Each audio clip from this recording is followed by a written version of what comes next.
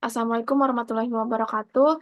Di sini kami akan mempresentasikan hasil percobaan yang telah kami lakukan, yaitu percobaan 7 dengan judul pembuatan terusi. Di sini dengan saya sendiri, Tania Rizky Meliana, dan rekan-rekan saya, Regina Wan Aziza dan Suci Sasi Ramadhani. Percobaan ini memiliki dua tujuan, yaitu yang pertama, mempelajari proses pembuatan kristal terusi, dan yang kedua yaitu memahami sifat dan proses pembentukan kristal terusi. Menurut Neja Mansauri et al. Pada tahun 2023, kawat tembaga merupakan kawat yang terbuat dari logam tembaga. Menurut Misler et al. Pada tahun 2014, tembaga 2 sulfat merupakan senyawa kimia yang terdiri dari tembaga sulfur dan oksigen. Selanjutnya, menurut Puji Rahayu et al. Pada tahun 2021, kristalisasi merupakan metode pembentukan kristal padat dari larutan, lelehan, ataupun gas. Pada percobaan ini digunakan beberapa alat dan bahan. Yang pertama yaitu pipet volumetrik yang berguna untuk mengambil larutan. Selanjutnya, corong kaca yang digunakan untuk menyaring filtrat, dan batang pengaduk yang digunakan untuk mengaduk pada saat mengereaksikan anping tembaga, asam sulfat, dan asam nitrat. Selanjutnya, cawan Petri yang digunakan sebagai wadah pada saat proses kristalisasi. Selanjutnya, neraca analitik yang digunakan untuk menimbang keping tembaga. Selanjutnya, gelas beker berukuran 100 ml dan 500 ml yang digunakan untuk mereaksikan antara keping tembaga, asam sulfat, dan asam nitrat. Selanjutnya, gelas ukur berukuran 100 ml dan 25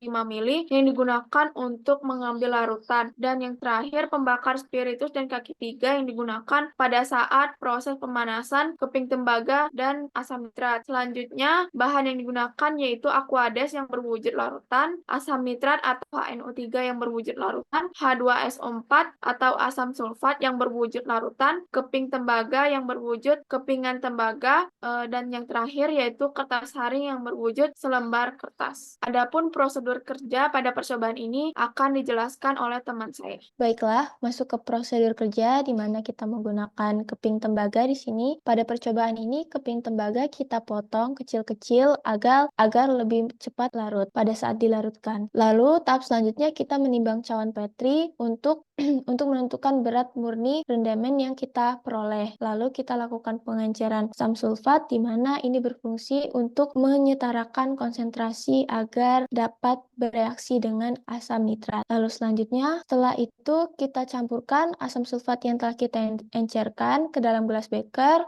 Lalu kita campurkan juga dengan keping CU yang telah kita potong kecil-kecil tadi. Lalu tahap selanjutnya kita melakukan di luar ruangan. Kita melakukan langsung penambahan asam nitrat dan pengadukan secara konstan. Pengadukan secara konstan di sini untuk mencegah pembentukan endapan lokal atau bisa juga mempercepat laju reaksi. Sama sepertinya pada tahap selanjutnya, yaitu pada pengadukan dan pemanasan, yaitu bertujuan untuk mempercepat laju reaksi. Lalu setelah kita lakukan pemanasan dan keping CU telah larut, kita hentikan pemanasan.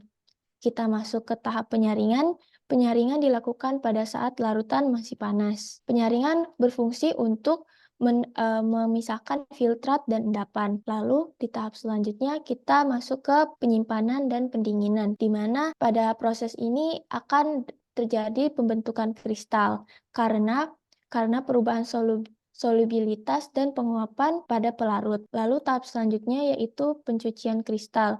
Kita melakukan pencucian kristal ini berfungsi untuk menghilangkan kotoran dan sisa-sisa pada reaktan. Lalu kita masuk ke pemisahan filtrat dan endapan. Ini kita melakukan dengan pipet tetes agar pemisahannya bisa lebih fokus. Lalu kita masuk ke pemisahan filtrat dan endapan menggunakan pipet tetes. Digunakan pipet tetes agar pemisahannya lebih rapi. Lalu masuk ke tahap selanjutnya di mana pada saat kepingan CU telah larut, kita hentikan pemanasan. Lalu selanjutnya kita masuk ke tahap penyaringan, di mana tahap penyaringan ini kita lakukan pada saat larutan masih panas. Penyaringan ini berfungsi untuk memisahkan filtrat dan endapan. Lalu kita masuk ke tahap penyimpanan dan pendinginan, di mana pada proses ini akan terjadilah pembentukan kristal karena perubahan solubilitas dan penguapan pada pelarut. Lalu kita masuk ke tahap pencucian kristal. di mana pencucian kristal ini berfungsi untuk menghilangkan kotoran dan sisa-sisa reaktan. Lalu kita lakukan pemisahan filtrat dan endapan menggunakan pipet tetes. Pada tahap ini, kita lakukan dengan oven agar lebih cepat dapat menghasilkan kristal yang murni. Lalu selanjutnya, kita masuk ke tahap penimbangan kristal, di mana kita telah memperoleh hasil kristal pada percobaan kali ini. Lalu masuk ke hasil pembahasan, di mana pada percobaan ini kita melakukan pembuatan terusi. Adapun nama lain dari terusi yaitu merupakan tembaga 2-sulfat. Terusi merupakan salah satu senyawa kimia yang berupa padatan kristal berwarna biru yang diperoleh dengan mereaksikan logam tembaga dengan asam sulfat dan asam nitrat yang dilakukan dengan pemanasan hingga terbentuk kristal. Lalu bisa kita lihat pada perlakuan ini pada tabel pembahasan di mana kita melakukan pencampuran. Pertama-tama itu tadi kita melakukan pencampuran asam sulfat dan keping tembaga, di mana pada saat percobaan itu reaksinya tidak terlalu signifikan, di mana hanya menimbulkan gelembung gas dan juga pada saat kita menyentuh dasar gelas itu terasa panas. Lalu pada saat kita menuangkan asam nitrat, terjadilah reaksi di mana larutan berubah warna biru toska, lalu larutannya tampak jernih, dan juga pada saat kita aduk secara konstan selama semenit, itu yang awalnya timbul gas putih berubah menjadi gas kecoklatan. Lalu setelah itu kita panaskan pada saat mulai larut keping tembaga, di mana pada saat kita memanaskan dan kita aduk-aduk secara konstan, itu larutannya berubah jadi biru pekat dan juga gas berubah menjadi warna putih lagi. Lalu selanjutnya kita saring campuran itu selagi panas dan kita perolehlah endapan putih filtratnya berwarna biru tua dan terlihat jernih. Lalu setelah itu kita lakukan timbang pada cawan Petri dan diperoleh berat yaitu 133,122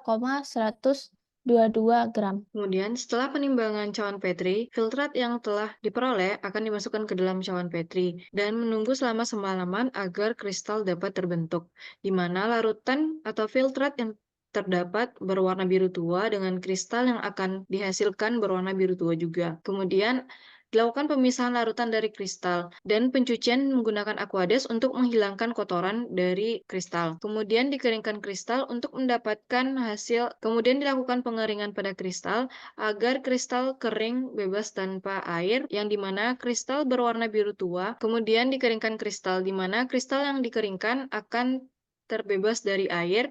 Kristal yang dihasilkan ialah berbentuk oktahedral, di mana seperti jajar genjang, berwarna biru tua. Kemudian penimbangan kristal tembaga 2-sulfat pentahidrat dengan penghitungan randomnya. Penghitungan randoman dapat dihitung dari total cawan plus kristal yang dihasilkan ialah 147,524 gram dengan kristal yang diperoleh ialah 14,402 gram. Berdasarkan hasil percobaan yang telah diperoleh, didapatkan kristal berwarna biru tua, di mana sebelumnya larutan yang telah menyusut akan didiamkan di dalam cawan Petri selama semalaman, kemudian diperoleh kristal dari larutan tersebut.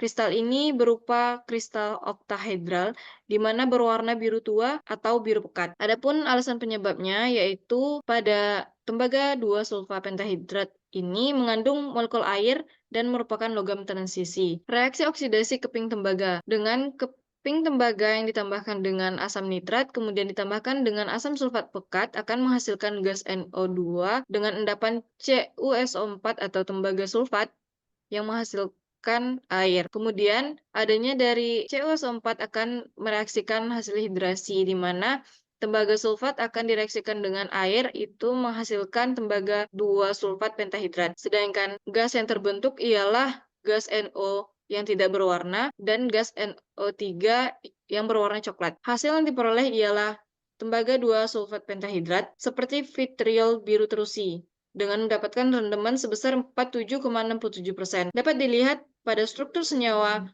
tembaga 2-sulfat pentahidrat, di mana dapat dilihat bahwa pada tembaga 2-sulfat pentahidrat memiliki 4 molekul air yang terkoordinasi dengan kation tembaga pusat.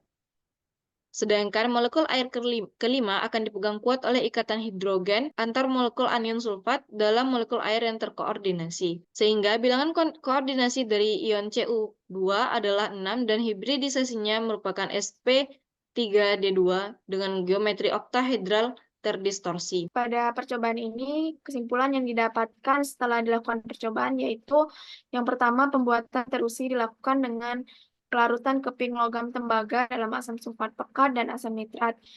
Selanjutnya, terusi memiliki sifat diantaranya yaitu dapat larut dalam air. Pada bentuk hidrat, terusi akan berwarna biru dan pada bentuk anhidrat, terusi akan berwarna abu-abu putih. Baik, selanjutnya yaitu daftar pustaka. Landasan teori yang kami gunakan pada percobaan ini ialah sebagai berikut. Selanjutnya, perhitungan. Berdasarkan perhitungan yang telah kami lakukan, adapun persen rendaman CuSO4 5H2O yang didapatkan yaitu 47,67%. Selanjutnya, pertanyaan pasca praktikum. Soal pertama ialah sebagai berikut. Pertanyaan kedua yang mana menunjukkan reaksi pembuatan terusi ini merupakan reaksi eksoterm. Selanjutnya, pertanyaan yang ketiga ialah sebagai berikut. Selanjutnya, pertanyaan yang keempat yaitu sebagai berikut. Dan pertanyaan yang terakhir yaitu sebagai berikut. Baik, sekian presentasi dari kelompok kami tentang pembuatan terusi. Mohon maaf bila ada kesalahan. Kami akhiri. Wassalamualaikum warahmatullahi wabarakatuh.